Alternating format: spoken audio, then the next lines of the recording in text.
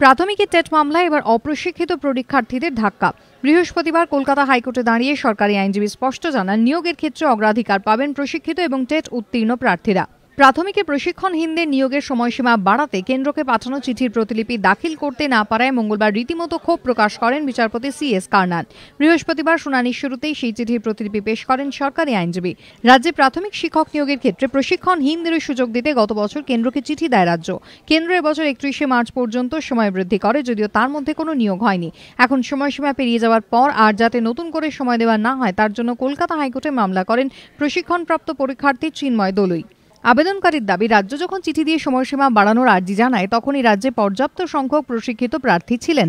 মামলাকারীর আইনজীবী এদিন অভিযোগে বলেন, এই চিঠিতে সমস্ত তথ্য দেওয়া হয়নি।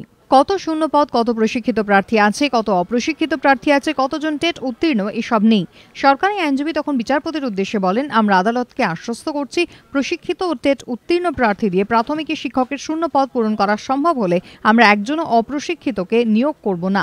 যদি প্রশিক্ষিত পরীক্ষার্থীরা কোনো কারণে টেট পরীক্ষায় উত্তীর্ণ না হন, কেবলমাত্র সেক্ষেত্রেই অপ্রশিক্ষিত টেট উত্তীর্ণদের নিয়োগ করা হবে। যদিও মামলাকারীর আইনজীবী রাজ্য সরকারের এই আশ্বাসে সন্তুষ্ট নন। বিচারপতি এদের নির্দেশ দিয়েছেন, প্রাথমিকের শিক্ষক নিয়োগ প্রক্রিয়ায় যে স্থিতাবস্থা জারি করা হয়েছিল পরবর্তী নির্দেশ পর্যন্ত তা বহাল থাকবে। 26শে অগস্ট এই মামলার পরবর্তী শুনানি। সৌভিক মজুমদারের রিপোর্ট, ABP আনন্দ, কলকাতা।